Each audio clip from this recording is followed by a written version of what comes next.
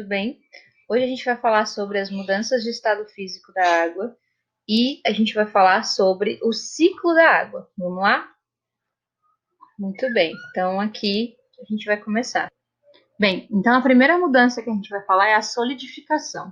Nesse caso, a água ela passa do estado sólido para o estado líquido e aí a gente chama de solidificação.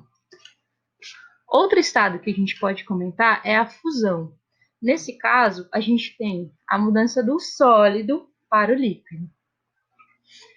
A gente tem também a vaporização. Nesse caso, ela pode ser classificada de duas formas. A vaporização é o estado gasoso, tá?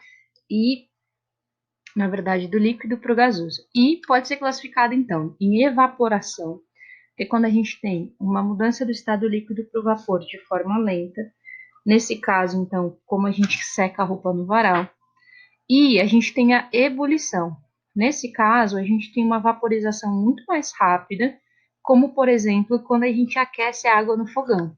Lembrando que a vaporização é a mudança do estado líquido para o gasoso e pode ser classificado dessas duas maneiras, beleza?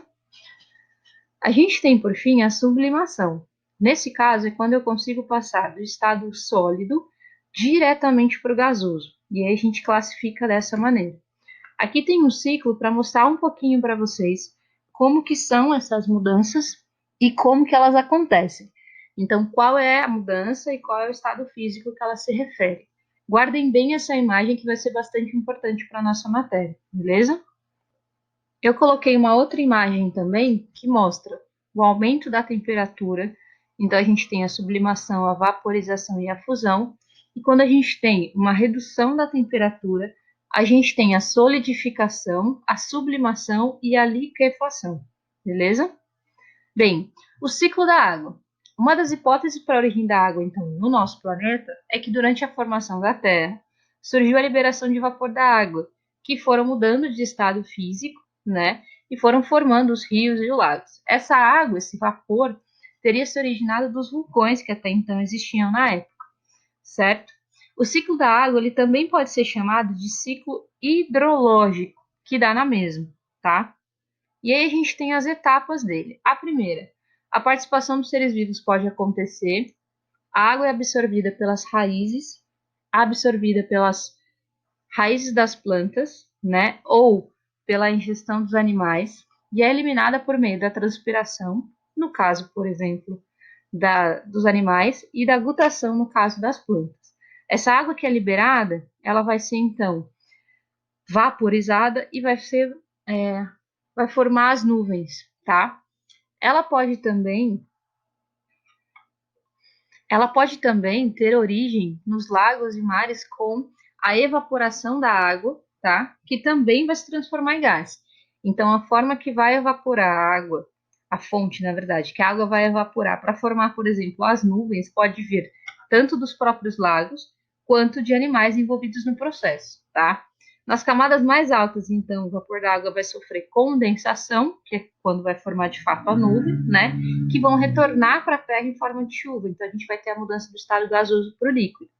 Quando o vapor se resfria, né, muito, a gente pode ter a formação de granizo ou de neve. Então, a gente precisa de uma mudança de temperatura muito brusca. Por fim, a água que é precipitada, ou seja, a água que cai na forma de chuva, ou talvez, né, em neve e granizo, ela vai infiltrar-se novamente no solo e vai formar, por exemplo, os lençóis freáticos. Ou ela vai escorrer pela superfície e vai para os rios, oceanos, lagos e assim por diante. Então, a gente tem aí um ciclo simplificado. Eu tenho primeiro a evaporação da água através das plantas e dos animais ou dos próprios rios e lagos, a formação das nuvens através dessa água evaporada, a precipitação dessa parte gasosa que está na nuvem em chuva, líquido, né? Ou o resfriamento excessivo desse vapor que pode formar granizo e neve, que vão cair. Essa água que cai pode tanto infiltrar-se no solo para formar o lençol freático, quanto escoar, perdão, pelas superfícies, atingindo rios e oceanos. Beleza? Quando a gente tem a participação dos animais, que é o que eu estava comentando agora, a gente chama de grande ciclo, que é quando a evaporação também tem como fonte animais e plantas. Quando a gente não tem o envolvimento de plantas e animais e o ciclo fica restrito só às mudanças de estado físico da água, a gente chama de pequeno ciclo, tá? Bem, espero que tenha dado para entender um pouquinho de como são os ciclos da água, na verdade, o ciclo hidrológico, como é e como eles são classificados. Grande ciclo com a participação de animais e plantas, e pequeno ciclo com a ausência desses seres, então só com as mudanças de estação, de estado físico da água. Beleza?